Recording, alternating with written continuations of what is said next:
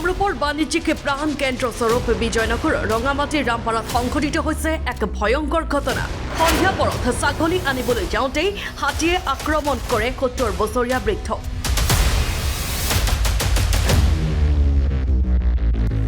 হাতীৰ আক্ৰমণত পতিত হোৱা ব্যক্তিজন ৰঙামাটিৰ প্ৰমোদ শৰ্মা ওৰফে ননী শৰ্মা।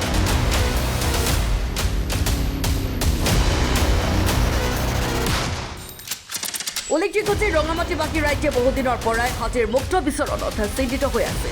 অৱশেষত যিটো ভয় কৰিছিল সেইটোৱেই হ'ল, হাতী মানুহৰ ওপৰত আক্ৰমণ আৰম্ভ কৰে। কিন্তু বন বিভাগে এতিয়াও কুম্ভকৰ্ণৰ নিদ্ৰাত। কেতিয়া সাৰ পাব কুম্ভকৰ্ণৰ নিদ্ৰাৰ পৰা সেইটো হ'ব লক্ষণীয়। আৰম্ভণিৰ পৰা কওক। মই হাতীটো দেখা নাই, মই ছাগলী পোৱালিকেইটা আনিব গৈছোঁ।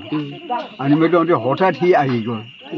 আহি মোৰ মুখামুখি আছে, এইটো সুতডাল দি এনেকৈ সি মাৰি দিলে। মাৰি দি মই মানে দূৰত পৰি গ'লোঁ। দূৰত পৰি গৈ আৰু মই আটা পাৰি দিছোঁ।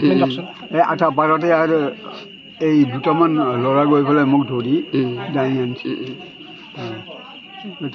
টাইমটো কেইটামান বাজিছে নে? আপোনাৰ মোটামুটি পাঁচটা মিনিমাম পাঁচটা। ছাগলী মানে চাৰিব গৈছিল। তেওঁ আমাৰ মানে দাদা হয় আৰু ছাগলী চাৰি পেলাই খায় আৰু তাৰমানে ছাগল পুহিয়ে খায়। তেওঁ ৫টা বজাত ছাগলীকেইটা আনিব যাওঁতে তাৰমানে তেওঁ হাতীটো পিছফালৰ পৰা আহিল, তেওঁ দেখা নাই। তাৰপিছত ওচৰত থিয় দিওঁতে তেওঁ তাৰমানে সেৱা কৰি মানে ক'লে হাতীটো যোৱাৰ কাৰণে ভাবছিল কিজানি। তেওঁ হাতীটোৱে তাৰমানে আৰু কি বুজি পাব, হাতীটোৱে সুৰেদি ধৰি তেওঁক তাৰমানে দলি মাৰি দিয়াৰ দৰে দিলে। দিয়াৰ পিছত মানে তেওঁ সেই হৈ গ'ল। কি হৈছে এনে মানুহজনৰ? কি হৈছে মানুহজনৰ? মানুহজনৰ মানে হাড্ডিডাল ভাঙিছে, আগখন ভৰিৰ মানে কমৰৰ মানে ওচৰত হাড্ডিডাল ভাঙিছে। এতিয়া অপাৰেশ্যন কৰিব লাগিব বুলি কৈছে ডক্টৰে। এতিয়া ক'ত যাব? এতিয়া হেৰিত যাব, GNRCত যাব, আমিনগাঁও GNRCত।